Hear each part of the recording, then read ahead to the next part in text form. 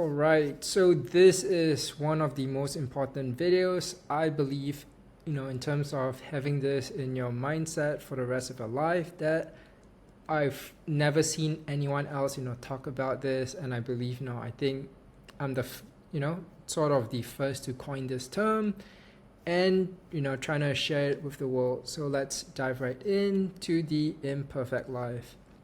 So I coined this the imperfect life, what I believe to be one of the most important sort of concepts to always remember, and how to not go mad, depressed, resentful, negative, pessimistic throughout our entire life in this crazy world we live in.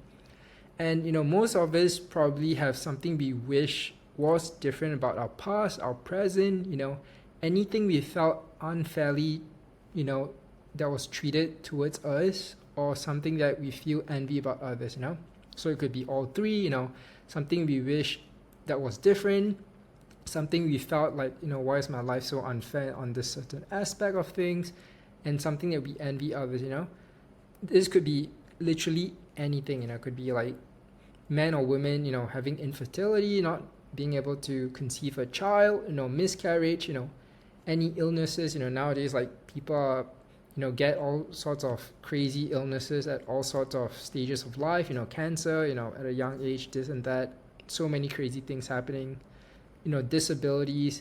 Some people are born with certain sort of, impairments, autism, disabilities, childhood trauma, got bullied, or some crazy thing happened to you. Like, I know, this beautiful model, when she was just 16, she got assaulted, in that kind of way, so that was something that happened to her.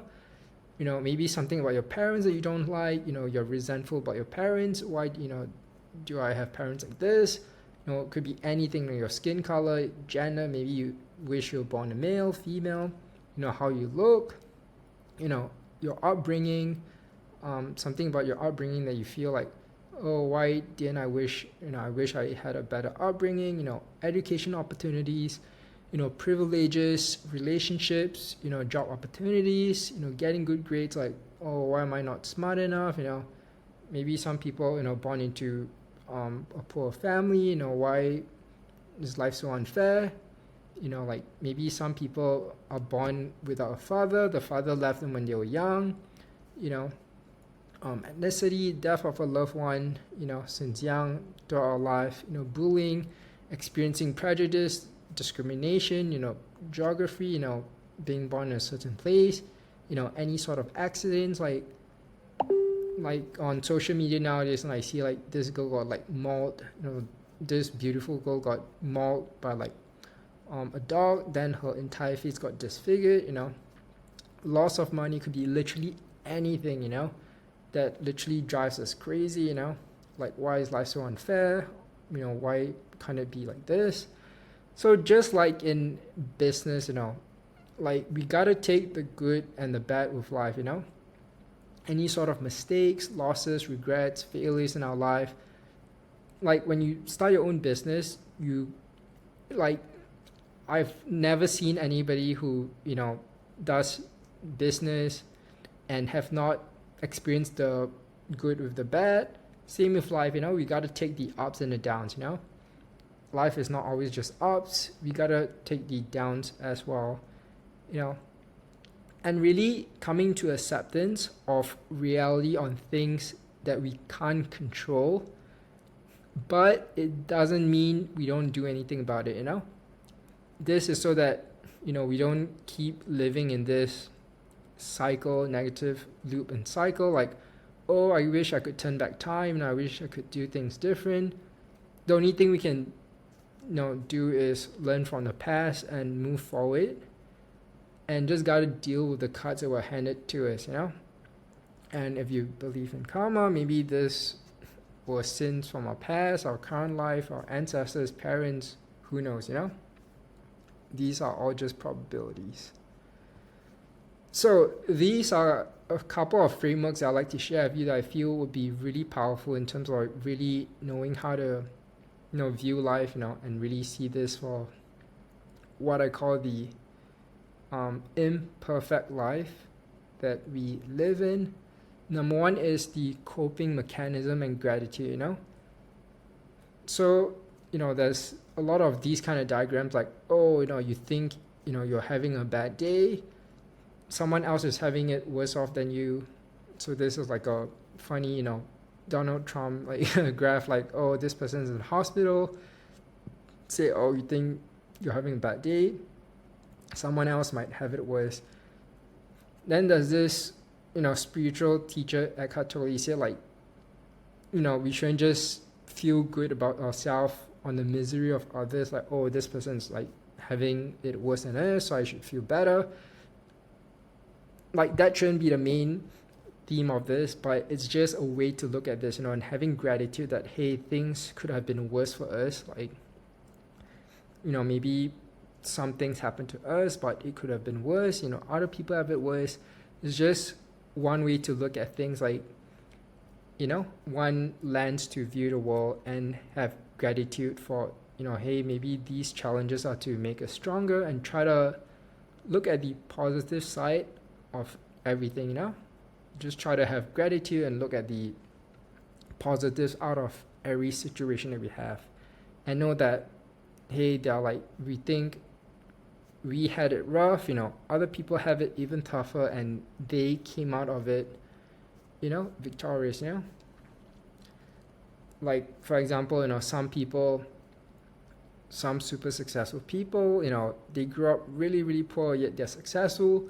So, our condition, aren't as bad as them. So we don't have any excuses when other people can do it, when they have worse off sort of conditions. So that's just one way to view things. Next is, this is my personal observation that, when it comes to this, what I call imperfect life, it's like this bell curve, that I observe. Like, this is, the top. Let's say we have the Trump family at the far right. Let's say like, the Trump family, they are super blessed, super blessed family, everybody born well-to-do, super rich, super influential. They can just retire. They don't need to work. They have everything they want in life.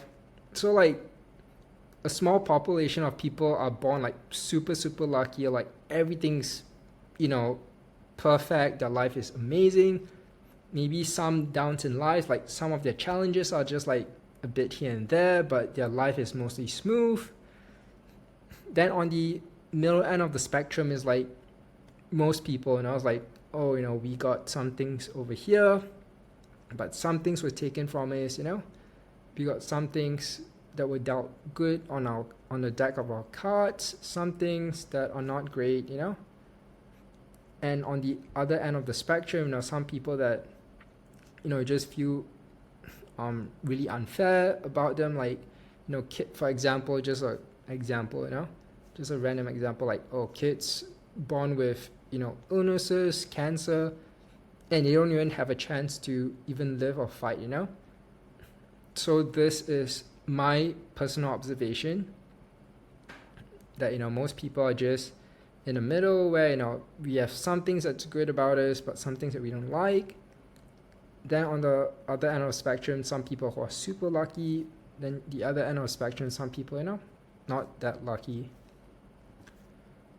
And changing our destiny. So this is a concept I learned from this sort of spirituality sort of practice. So you can think of life as three bubbles, three intersections. The first is everything that we're born with that you just can't control. Let's say you're born with the parents, that you're given. Let's say your gender, without changing your gender, the gender you're born with, the parents you're born with, things that you just can't control, that you're just born with.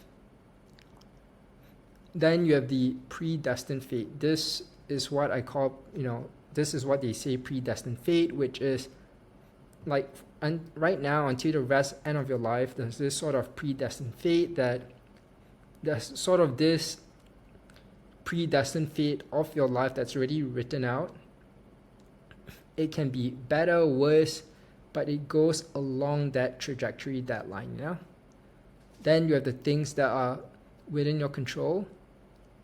So even Stephen Hawking, the smartest man on the planet, even said that people who claim that everything is predestined, like, oh, anything good or bad happened to them, is like, oh, this was already written in stars, you know, like, oh, God already written this, you know, I don't need to do anything about it.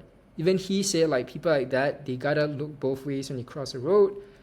What he means is, you know, and this is very important, you know, this is the internal locus of control. Like, yes, it might be true, like, hey, you know, some things throughout our life, like maybe there's certain sort of accidents or illnesses that we gotta face, you know, some sort of ups and downs in our life, you know, that we gotta face. That might not be within our control, but you can still, you know, take and do what is within your control, you know, do your best within your control. So life could be looked at like, you know, it's maybe around 50% sort of luck, chance, external forces outside your control, but the other 50% is within your control, and that's way more than you need, you know? So what is within your control, you gotta do your utmost best, and you gotta believe in your ability, you know, come hell or high water, you gotta do and sacrifice and do everything you got to do what's within your control to change your fate as best as possible, you know? Even within the storylines or that predestined fate that you walk in your life, you gotta do everything that's within your control to try to shape it, you know, and not just blame everything to external things outside your control. So the next framework to look at this imperfect life that we live, it's keeping in mind that everything's temporary, you know, as David Goggins or like a lot of people say, you know, like the old adage, you know, the only thing in life that's guaranteed is death, you know. We all would leave this world, and everything else is up to you, you know. So even the most famous, richest, and successful people will leave this world, you know, and barely be remembered. And before that, I wanted to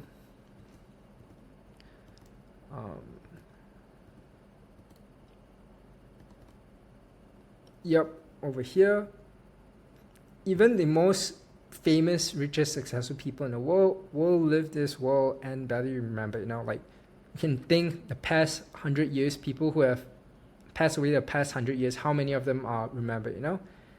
So everything matters, yet doesn't matter at the same time, you know, like, you know, you're given this life, it could feel short, could feel long, and everything matters, like there's so much of life that you can live, yet at the end of the day, you know, it doesn't matter because it'll be gone, you know.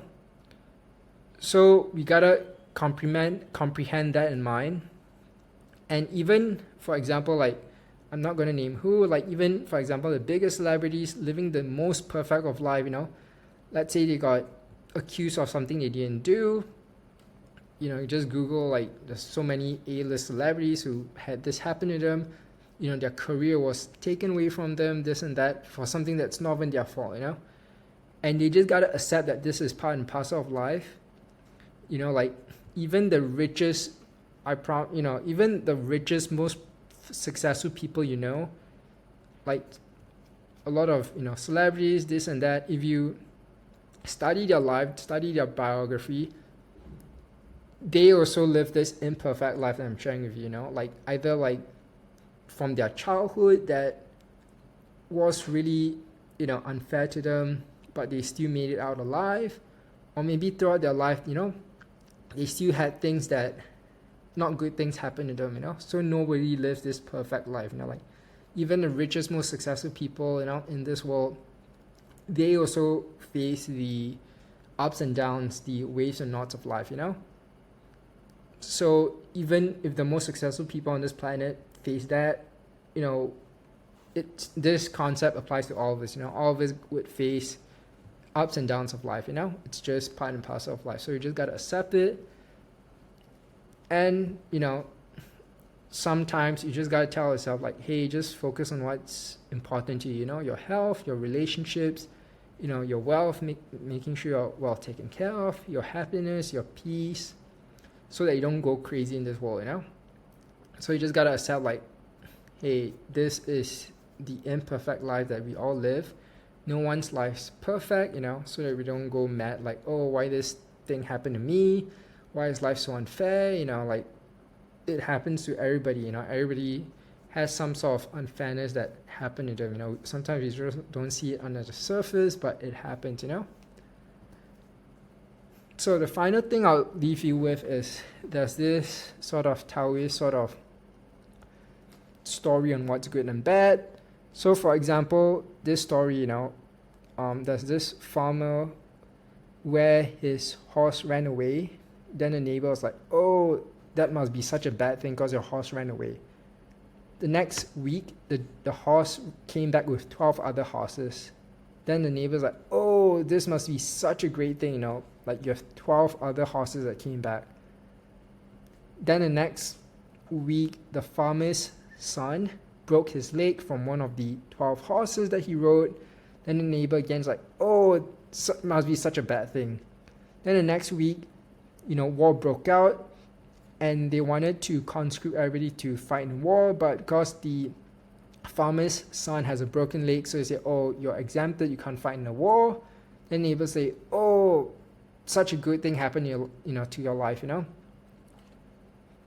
So this is another lens and mental model and framework we can apply in our life, that hey, like, sometimes we don't know how to judge whether something's good or bad. We just gotta leave it be, like, we don't know, like, some bad things might turn out for the good of things, vice versa. So for us to not interpret things too soon, like, sometimes, like, time gotta unfold, and what might be the worst thing that happened in our life could be the best thing that happened in our life. So we just gotta pray and hope for the best. And this, just summarizing everything, this is, like, honestly one of the most powerful concepts I've slowly unraveled and learned, from different sources, and put it together. And I hope this would change your life as it has changed mine. So see you on the next one.